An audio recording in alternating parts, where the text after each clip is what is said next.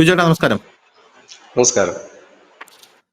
Iran വീണ്ടും ആക്രമണത്തിനിരയായിരിക്കുകയാണ്. ഇസ്രായേലിന്റെ ആക്രമണം വലിയ ആക്രമണമാണ് ഇന്നലെ രാത്രി ഇസ്രായേലിലേക്ക് ഇറാൻ അഴിച്ചുവിട്ടത്. നമുക്ക് എല്ലാവർക്കും അറിയാം. അപ്പോൾ നമ്മുടെ നാട്ടിൽ ഇന്ത്യയിലല്ല, കേരളത്തിൽ ഇത് ഏറ്റവും കൂടുതൽ ആഘോഷിക്കുന്ന ഒരു ടീം എന്ന് പറയുന്നത് മീഡിയ വൺ ആണ്.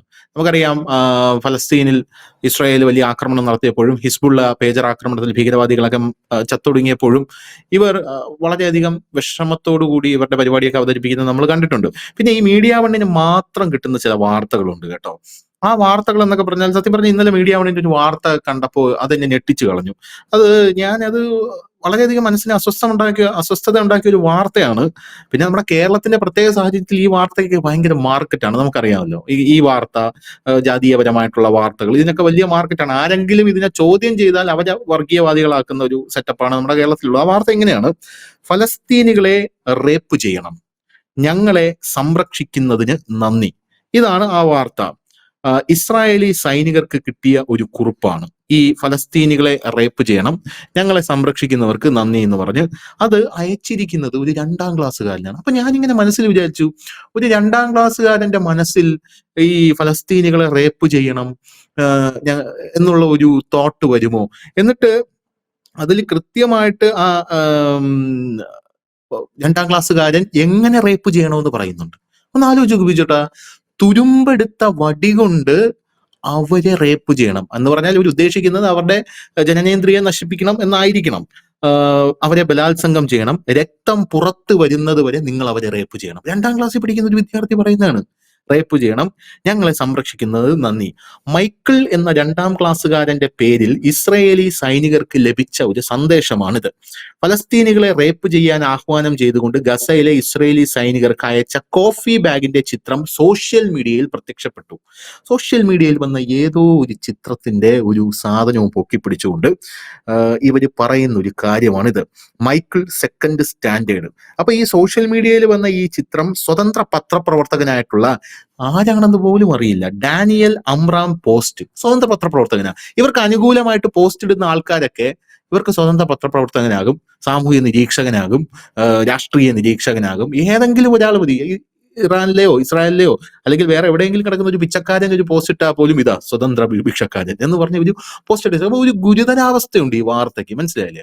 അപ്പൊ ഇവര് ഈ ഇസ്രായേലിൽ കുട്ടികൾ മരിച്ചു വീഴുമ്പോൾ അവിടെയുള്ള എല്ലാം, അതായത് നമ്മുടെ എല്ലാം ഭയങ്കര പെർഫെക്റ്റ് ആണ്, നമ്മുടെ മക്കളൊക്കെ നമ്മൾ അടിപൊളിയാണ്.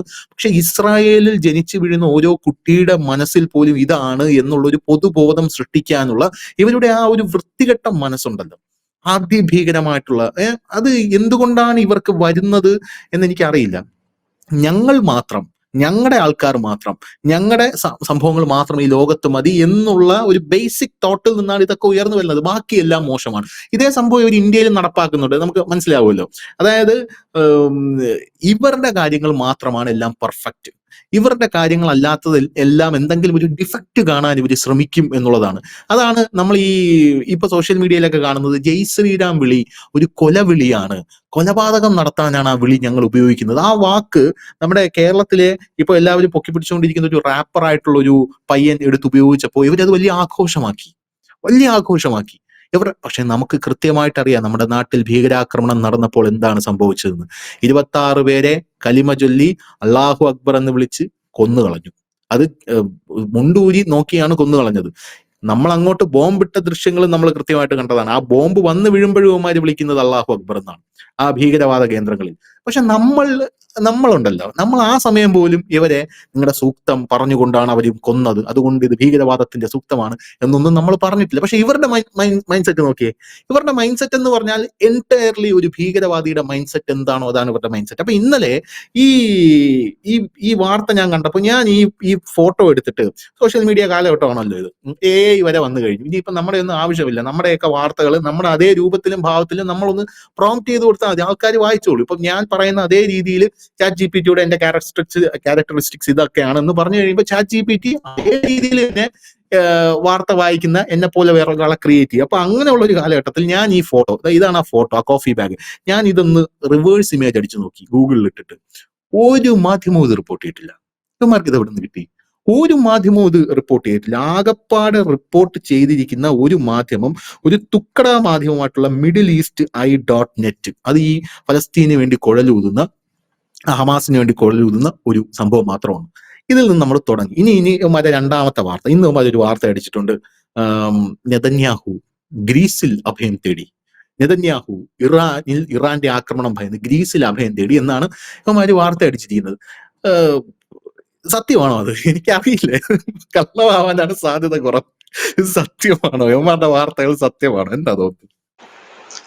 നമ്മുടെ ലോകത്തിലെ ആദ്യത്തെ ജേർണലിസ്റ്റ് ആരായെന്ന് ചോദിച്ചാൽ, അല്ലെങ്കിൽ ആദ്യത്തെ റിപ്പോർട്ടർ ആരായെന്ന് ചോദിച്ചു കഴിഞ്ഞാൽ അത് നാരദ മഹർഷിയാണ്. നമ്മുടെ ഭാരത പുരാണങ്ങളിലുള്ള നാരദ മഹർഷിയാണ്. അദ്ദേഹം ഒരു സ്ഥലത്തു നിന്ന് വേറൊരു സ്ഥലത്തേക്ക് പോവുകയും മറ്റൊരു സ്ഥലത്ത് കണ്ട കാര്യങ്ങൾ ആ സ്ഥലത്ത് അവതരിപ്പിക്കുകയും ചെയ്യാറുണ്ടായിരുന്നു. അത് മാറി പുതിയ അതാണ് ആദ്യത്തെ ജേർണലിസ്റ്റ് ലോകത്തിലെ തന്നെ. അപ്പൊ അതിനുശേഷമാണ് നമ്മൾ പുതിയൊരു ജേർണലിസ്റ്റ് യുഗത്തിലേക്ക് വരുന്നത്. ഈ മഹാഭാരത നമ്മൾ പരിശോധിച്ചാലും നമുക്കതിനകത്ത് കാണാൻ കഴിയും, വാർത്തകൾക്ക് ഈ യുദ്ധത്തിന് വലിയ പ്രാധാന്യമുണ്ട്. അപ്പൊ അന്നത് വാർത്ത എന്ന രീതിയിലല്ല, സന്ദേശങ്ങളായിട്ടാണ് എത്തുന്നത്. ചാരന്മാരുടെ മുഖേനയോ അല്ലാതെയൊക്കെ അവർ മരിച്ചു, ഇല്ലെങ്കിൽ അവർ പിന്നെ പടയൊരുക്കം നടത്തുന്നു, ഇല്ലെങ്കിൽ അവർ അരക്കില്ലത്തിന് തീയിടും എന്നൊക്കെയുള്ള സന്ദേശങ്ങൾ കിട്ടുന്നു. അതിന് അന്നത് മാധ്യമപ്രവർത്തനമായിട്ടല്ല, സന്ദേശം ചാരപ്രവർത്തനത്തിന്റെ ഭാഗമായിട്ട് കിട്ടുന്നതാണ്. അങ്ങനെ അവര് രക്ഷപ്പെടുന്ന പാണ്ഡവരുടെ കഥയൊക്കെ നമ്മൾ വായിച്ചിട്ടുള്ളതാണ്. ഇത് എല്ലായിടത്തും ഉപയോഗിക്കുന്നതാണ്. പക്ഷെ അതിനൊരു മേൽക്കൈ നീട്ടും. രണ്ട് രീതിയിലാണ് ഒരു യുദ്ധമുഖത്ത് എതിരാളിയെ നമുക്ക് പരാജയപ്പെടുത്താൻ കഴിയുക. ഒന്ന്, ആ യുദ്ധം ചെയ്യുന്ന രാജ്യത്തെ ജനങ്ങളെ അവരെ ഡിമോട്ടിവേറ്റ് ചെയ്യാനായിട്ട് നമ്മൾ ഇത്തരം കഥകൾ ചെയ്യും. അതായത് നമ്മൾ സ്വാഭാവികമായി പറയും, അവിടെ ഇന്ത്യ കണക്കുള്ള രാജ്യത്താണ് വളരെ ഈസിയാണ് അത് പറയാൻ. നമ്മളിപ്പോൾ പറയും മണിപ്പൂരിൽ ഏതെങ്കിലും ഒരു സ്ഥലം പറഞ്ഞിട്ട് പറയും അവിടെ ബോംബിട്ടു, ഇവിടെ ബോംബിട്ടു എന്ന് പറയുമ്പോൾ സ്വാഭാവികമായി ഇന്ത്യൻ ജനതയുടെ ആണെങ്കിൽ മനസ്സ് ഡൗൺ ആകും. ഇത് എല്ലായിടത്തും അങ്ങനെ, എല്ലാ രാജ്യവും, ഇന്ത്യ ഞാനിപ്പോൾ ഉദാഹരണം പറഞ്ഞെന്ന് മാത്രമേ ഉള്ളൂ. ഇത് എല്ലായിടവും ചെയ്യുന്ന ഒരു യുദ്ധതന്ത്രത്തിന്റെ ഭാഗമാണ്. പക്ഷെ എനിക്ക് ഒരു സന്തോഷം തോന്നിയൊരു കാര്യം, ഓപ്പറേഷൻ സിന്ദൂർ നടക്കുന്ന സമയത്ത് നമ്മളടക്കം ആദ്യത്തെ ദിവസം കൃത്യമായി തന്നെ വാർത്തകൾ ചെയ്തിരുന്നു. കുറച്ചൊക്കെ എക്സാഗ്രേഷൻ അല്ലെങ്കിൽ ആവേശം നമുക്കൊക്കെ ഉണ്ടായിരുന്നു എന്നുള്ള യാഥാർത്ഥ്യമാണ്. പക്ഷെ അന്ന് രാത്രിയോടുകൂടി, എനിക്ക് തോന്നുന്നു 10-10 സർക്കുലർ വരികയുണ്ടായി. അത് സ്ഥിരീകരിക്കാത്ത വാർത്തകൾ കേന്ദ്ര സർക്കാരിന്റെ IB മന്ത്രാലയം ഒരു സർക്കുലർ എല്ലാവർക്കും, എല്ലാ മാധ്യമങ്ങൾക്കും അയച്ചിരുന്നു, സ്ഥിരീകരിക്കാത്ത വാർത്തകൾ കൊടുക്കരുതെന്ന് പറഞ്ഞു. പക്ഷെ അതിനുശേഷം നമ്മുടെ ഒരു മീഡിയ അങ്ങനെ കൊടുത്തിരുന്നില്ല. 10 കോടി യൂട്യൂബേഴ്സാണ് ഇന്ത്യയിലുള്ളത്. അതിൽ തന്നെ ന്യൂസ് മാത്രമല്ല പലതുമുണ്ട്.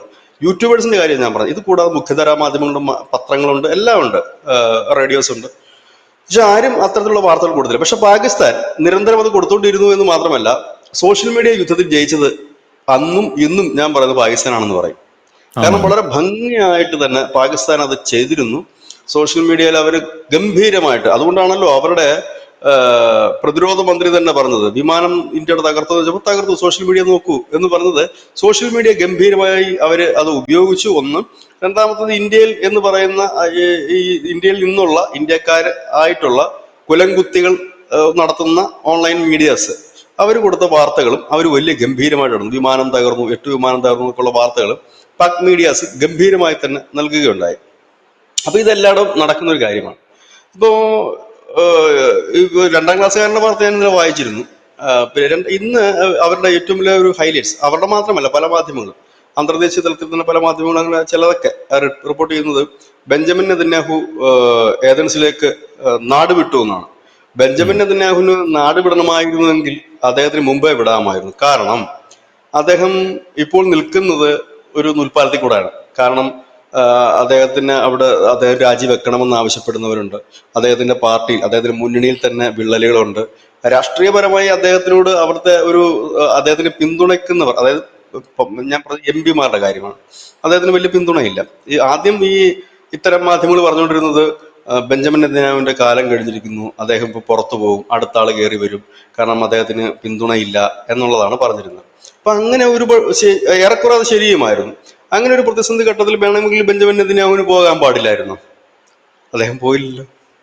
കാരണം അദ്ദേഹം എന്തുകൊണ്ട് പോയി? അദ്ദേഹത്തിന് സുഖമായിട്ട് പോകാൻ പറ്റുമായിരുന്നു. അതിപ്പോ ഏതൻസിലേക്ക് പോകണമെന്നില്ല, എത്രയോ യൂറോപ്യൻ കൺട്രീസ് ഉണ്ട്. അമേരിക്കയിലേക്ക് അദ്ദേഹം പോകും എന്ന് ഞാൻ കരുതുന്നില്ല.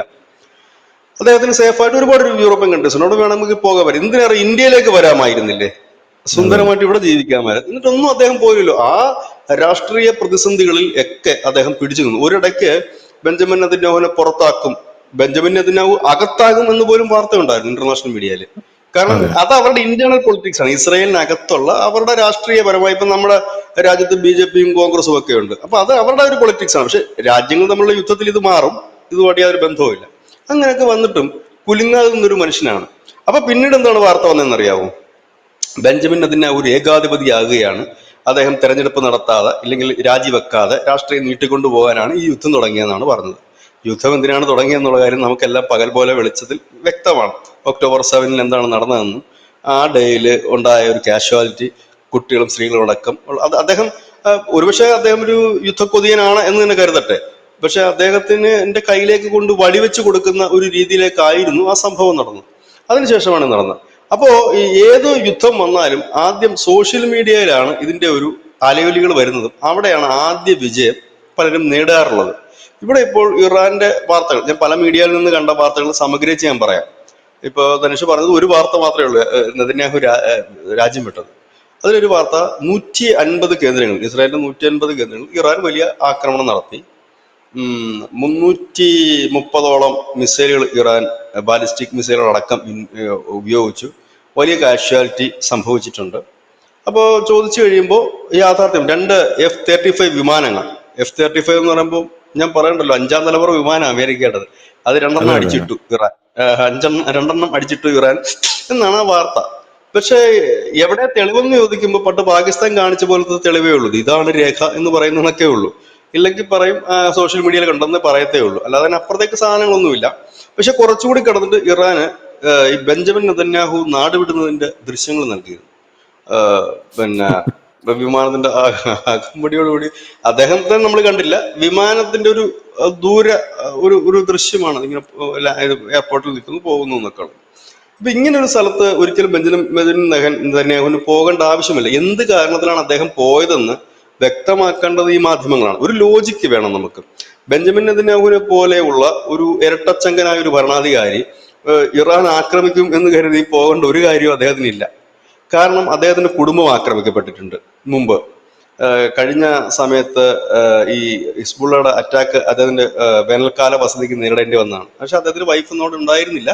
അങ്ങനെ രക്ഷപ്പെട്ട ഒരാളാണ്. അദ്ദേഹത്തിന് നാട് വിടണമായിരുന്നുണ്ടെങ്കിൽ, ഇല്ലെങ്കിൽ അദ്ദേഹത്തിന് എന്തെങ്കിലും സ്വന്തമായിട്ട് ബിസിനസ് താല്പര്യം ഉണ്ടായിരുന്നുണ്ടെങ്കിൽ പണ്ടേക്ക് അത് നടക്കുമായിരുന്നു.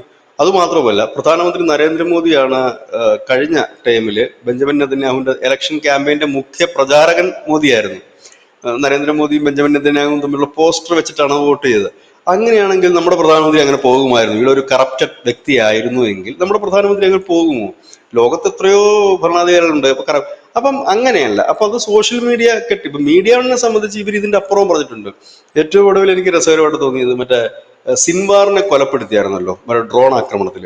അപ്പൊ സിൻവാറിനെ കൊലപ്പെടുത്തുമ്പോൾ സിൻവാറിന് അവസാനത്തെ വടി പുള്ളി ആ വടി വെച്ച് ഇങ്ങനെ അടിച്ച് ഈ ഡ്രോണിനെ ഇടാൻ ശ്രമിക്കുകയാണ്. അപ്പം അന്ന് ആ ചർച്ചയിൽ പങ്കെടുത്ത ദാവൂദ് പറഞ്ഞത്, ധീരനായ പോരാളി മരിക്കുന്നതിന് തൊട്ടു മുമ്പും തന്റെ കയ്യിലുള്ള ആയുധം വെച്ച് എതിരാളി അത് മരണവെപ്രാളത്തിന് അദ്ദേഹം കാണിക്കുന്നതാണ്. മരണവെപ്രാളത്തിന് തൊട്ടു മുമ്പ് മനുഷ്യന് ഒരു പെടച്ചിലുണ്ട്, അതാണ് ആ സാധനം. അതിനെ പോലും ധീരവും വീരമെന്ന് വാഴ്ത്തിക്കൊണ്ടായിരുന്നു അന്നത്തെ അവരുടെ ആ ഒരു എപ്പിസോഡ് പോയത്. ഇന്നിപ്പോ ഇവരിത് ബ്രേക്ക് ചെയ്യുമ്പോൾ അത് നമ്മൾ കണ്ടതാണ്. എനിക്ക് തോന്നുന്നത് ഒരുപാട് സോഷ്യൽ മീഡിയ ട്രോളുകൾക്ക് വിധേയമായ ഒരു സാധനമാണ്. എനിക്ക് ശ്രീത്ത് പണിക്കരൊക്കെ ആണെന്ന് തോന്നുന്നു അത് കുറച്ചുകൂടെ നന്നായിട്ട് അവതരിപ്പിച്ചത്. അതായത് മറ്റേ ഈ ഡ്രോൺ വരുന്നതിനെ വടി കൊണ്ടടിച്ചിടാൻ ശ്രമിക്കുന്ന സുഡു, അദ്ദേഹത്തിന് ധീരപ്രവൃത്തി എന്നൊക്കെ പറഞ്ഞിട്ട്. ഇപ്പൊ അതിനുശേഷമാണ് ഈ പറയുന്നത് നെതന്യാഹു നാട് വിട്ടു എന്ന് പറയുന്നത്. അത് യാതൊരു കഴമ്പും ഉണ്ടാകാൻ സാധ്യതയില്ല. കാരണം നമുക്കറിയാവുന്നൊരു, നമ്മൾ ഈ അന്താരാഷ്ട്ര വാർത്തകൾ കാണുന്ന അന്താരാഷ്ട്ര നേതാക്കന്മാരെ നിരന്തരം വീക്ഷിക്കുന്നതുമായ ആൾക്കാർ നമുക്ക് മനസ്സിലാകും ഒരു നേതാവ് എന്താണെന്നുള്ളത്. അദ്ദേഹം ഒരു ഭീരുവാണെന്ന് ഞാൻ മനസ്സിലാക്കുന്നില്ല. ഇസ്രായേലിലുള്ള ഒരു പ്രധാനമന്ത്രിയും നാടുവിട്ട ചരിത്രം അതിലില്ല.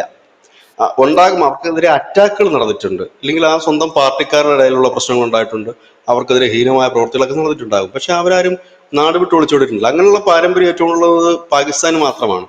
അപ്പം ഇങ്ങനെയുള്ള ഒരു വാർത്ത പുറമെ വരുന്നു. ഇത് ഇറാനിയൻ മീഡിയസ് ഒന്നും പറഞ്ഞിട്ടില്ല കേട്ടോ, ഇത് ബാക്കിയുള്ള മീഡിയസ്, അൽ ജസീറ പോലും പറഞ്ഞിട്ടില്ല. ഞാൻ അൽ ജസീറ നോക്കിയായിരുന്നു, അതിനകത്തില്ല ഈ സാധനം. ബാക്കി ചില മീഡിയാസും പിന്നെ നമ്മുടെ മീഡിയ കൊണ്ടുമാണ് ഇത് പറയുന്നത്. അതിൽ യാതൊരു കാര്യവുമില്ല. ഒരു കാര്യം ഉറപ്പിച്ച് പറയാം, ബെഞ്ചമിൻ നെതന്യാഹു ഒരിക്കലും ഇസ്രായേൽ വിട്ടു പോകില്ല. പ്രത്യേകിച്ച് ഇറാന്റെ ഭീഷണിക്ക് വഴങ്ങി. കാരണം അദ്ദേഹം ഇപ്പോൾ തന്നെ ഒരു മുൾക്കിരീടം എടുത്ത് തലയിൽ അണിയുന്നുണ്ട്. കാരണം ഇപ്പൊ കുറെ വിഭാഗം ജനങ്ങൾ കരുതുന്നത്, ഇസ്രയേലികൾ കരുതുന്നത് ബെഞ്ചമിൻ നെതന്യാഹുവിന്റെ ഒരു തൻ പോരിമ ഇല്ലെങ്കിൽ തന്നിഷ്ടം അല്ലെ ധാർഷ്ട്യം മൂലമാണ് ഇപ്പോൾ ഈ യുദ്ധത്തിലേക്ക് പോകേണ്ടി വന്നതെന്ന്. അപ്പൊ അങ്ങനെ ഒരു യുദ്ധം, അപ്പൊ അദ്ദേഹം പറയുന്നുണ്ട് വെയിറ്റ് ചെയ്യൂ, നമ്മളൊരു ലക്ഷ്യത്തിലേക്കാണ് പോകുന്നതെന്ന് പറയും. അങ്ങനെ ഒരു വലിയ ദൗത്യം എടുത്തു വെച്ച് സ്വന്തം ജനങ്ങളിൽ തന്നെ ഒരു വിഭാഗം തനിക്ക് എതിരായിട്ട് നിൽക്കുന്ന ഒരു വ്യക്തി, അദ്ദേഹം ഈ ഒരു തുക്കട സാധനത്തിന് വേണ്ടിയിട്ട് അദ്ദേഹം ഒളിവിൽ പോകേണ്ടതോ നാടുവിടേണ്ടതോ ആയി ഒരു കാര്യവും ഇല്ല എന്ന് തന്നെ നമുക്ക് സാമാന്യ ലോജിക്കിൽ നമുക്ക് മനസ്സിലാക്കാനുള്ള കാര്യമാണ്. കാരണം അത് പോകേണ്ട സമയമുണ്ടായിരുന്നു. അദ്ദേഹം കഴിഞ്ഞ തെരഞ്ഞെടുപ്പ് പരാജയപ്പെട്ടു. അദ്ദേഹത്തിനെതിരെ ഭയങ്കര വിമർശന ശരങ്ങളുണ്ടായി. പിന്നീട് അദ്ദേഹം തട്ടിക്കൂട്ടി ഒരു ഭരണത്തിലേക്ക് എത്തിക്കഴിഞ്ഞപ്പോഴെന്താ സംഭവിച്ചത്? അദ്ദേഹത്തിന് വലിയൊരു മെജോറിറ്റി ഒന്നുമില്ല. അദ്ദേഹത്തിന്റെ ഘടകകക്ഷികൾ തന്നെ, അദ്ദേഹത്തിന്റെ പാർട്ടിയിലുള്ള അല്ലെങ്കിൽ അദ്ദേഹത്തിന്റെ സഹമന്ത്രിമാർ, എത്ര മന്ത്രിമാർ പോയി? ആഭ്യന്തരമന്ത്രി പോയില്ലേ? പ്രതിരോധ മന്ത്രി പോയില്ലേ? എല്ലാരും രാജിവെച്ച് പോയില്ലേ? അങ്ങനെ പിണക്കങ്ങളും പടലപ്പിണക്കങ്ങളും നിൽക്കുക. അപ്പൊ ചിലപ്പോൾ മനസ്സും എടുത്തിട്ടാണ്. അല്ലാതെ ഒരു ഭീരുവിനെ പോലെ ഒരിക്കലും ബെഞ്ചമിൻ നെതന്യാഹു എങ്ങും പോകില്ല എന്നുള്ളത് വസ്തുനിഷ്ഠമായ കാര്യമാണ്, സത്യവുമാണിത്. കാരണം നമുക്ക് ഊഹിക്കാമല്ലോ. ഇപ്പൊ നരേന്ദ്രമോദി ഒളിച്ചോടി എന്ന് പറഞ്ഞാൽ നമുക്ക് വിശ്വസിക്കാൻ പറ്റും. അതുപോലത്തെ ഒരു കാര്യം തന്നെയാണ് ബെഞ്ചമിൻ നെതന്യാഹുവിന്റെ കാര്യം. ഒരുപക്ഷെ റഷ്യൻ പ്രസിഡന്റ് വ്ളാഡിമിർ പുടിൻ ബങ്കറിൽ പോയെന്ന് പറഞ്ഞാൽ നമ്മൾ വിശ്വസിക്കും. പക്ഷെ ബെഞ്ചമിൻ നെതന്യാഹു നാട് വിട്ടു എന്നൊക്കെ പറഞ്ഞാൽ അല്പം ഒരു അതിശയമാണ് എന്നുള്ളത്. പിന്നെ മീഡിയാസിന്റെ ഒരു കാലഘട്ടമാണ്. ഓപ്പറേഷൻ സിന്ദൂർ ആണ് ഇന്ത്യ ലോകത്തിന് കാണിച്ചു കൊടുത്ത ഏറ്റവും നല്ല റിപ്പോർട്ടിംഗ് മാതൃക. കാരണം നമ്മൾ സ്ഥിരീകരിക്കാത്ത വാർത്തകൾ കൊടുത്തില്ല. ആദ്യ റൗണ്ടിൽ സോഷ്യൽ മീഡിയയിൽ യുദ്ധം ജയിച്ചത് പാകിസ്ഥാനായിരുന്നു. പിന്നീട് കൃത്യമായി തന്നെ ലോകം തന്നെ നമ്മുടെ യുദ്ധത്തിന്റെ വിജയഗാഥകൾ കൃത്യമായി അവർ തന്നെ ഉപഗ്രഹ ചിത്രങ്ങൾ സഹിതം കൊടുത്തു. ഏതായാലും അന്ന് നമ്മുടെ രാജ്യത്തെ മീഡിയാസ് 10 കോടിയാണ് നമ്മുടെ യൂട്യൂബേഴ്സ്. അവരെല്ലാം കാണിച്ചൊരു മാന്യത ഉണ്ട്. അതിൽ കുറെ വികടന്മാരുണ്ടായിരുന്നു, അല്ലെങ്കിൽ കുലംകുത്തികൾ ഉണ്ടായിരുന്നു എന്നുള്ള യാഥാർത്ഥ്യമാണ്, അത് വേറെ കാര്യം. അപ്പം ഈ ഒരു വാർത്ത ഇത്തരത്തിൽ പടച്ചുവിടും, സ്വാഭാവികമാണ്. തന്നെ യുദ്ധമൊക്കെ ഉണ്ടാകുമ്പോൾ ഇതുപോലുള്ള വ്യാജ വാർത്തകളുണ്ട്. ഞാൻ പറഞ്ഞില്ലേ, ഒരു ജനതയുടെ മേൽ വ്യാജ വാർത്തകൾ സൃഷ്ടിക്കുന്ന ആഘാതം കുറച്ചുണ്ടാകും. അവരുടെ മനസ്സിനെ ഡൗൺ ആക്കാൻ അതിന് ഉതകുന്ന തരത്തിലുള്ള സാധനങ്ങളാണത്. അതാണ് ഇതിനകത്ത് സംഭവിച്ചിരിക്കുന്ന കാര്യം. ഈ F-35 വിമാനത്തെ വെടിവെച്ചിട്ടത് അത് വ്യാജ വാർത്തയാണോ ചേട്ടാ? അത് എല്ലാ മാധ്യമങ്ങളും അത് കൊടുത്തിട്ടുണ്ട്. അമേരിക്കയുടെ അഭിമാനം ഇത് ഇറാൻ തകർത്തു എന്നാണ് അത് വാർത്ത പല മാധ്യമങ്ങളും കൊടുത്തിരിക്കുന്നത്. അത് വ്യാജമാണോ ആ വാർത്ത? ഇന്ത്യയുടെ റഫാൽ വിമാനം അടിച്ചിട്ടിരുന്നു. എവിടെങ്കിലും തെളിവ് നമ്മൾ കണ്ടോ? ഇല്ല. തെളിവ് അല്ല, നമ്മൾ അവരെ അടിച്ചു, പാകിസ്ഥാനെ അടിച്ചു. നമ്മൾ കറക്റ്റ് ഉപഗ്രഹ ചിത്രങ്ങളും നമ്മൾ ബോംബിടുന്നതിന്റെ ചിത്രങ്ങളും കറക്റ്റ് കാര്യങ്ങളും പിന്നെ അവിടെ മരിച്ചുപോയ തീവ്രവാദികളെ ശവകടക്ക് വരെ നമ്മൾ കണ്ടു അല്ലേ? ഇവിടെ എവിടെങ്കിലും കണ്ടോ? നമ്മൾ കണ്ടില്ല. പക്ഷെ വാർത്തയുണ്ട്. ഒരു പക്ഷേ എനിക്ക് തോന്നുന്നത് ഇറാനെ ഞാൻ അത്ര ചെറുതായി കാണുന്നില്ല. ഇന്നലെ ഞാൻ പറഞ്ഞു, ഇറാനെ ഞാൻ ചെറുതായി കാണുന്ന ഒരു രാജ്യമല്ല അവർ, പാകിസ്ഥാനെ പോലെ അല്ല ഇറാൻ. അപ്പൊ അവൻ അടിച്ചിട്ടുണ്ടാവും.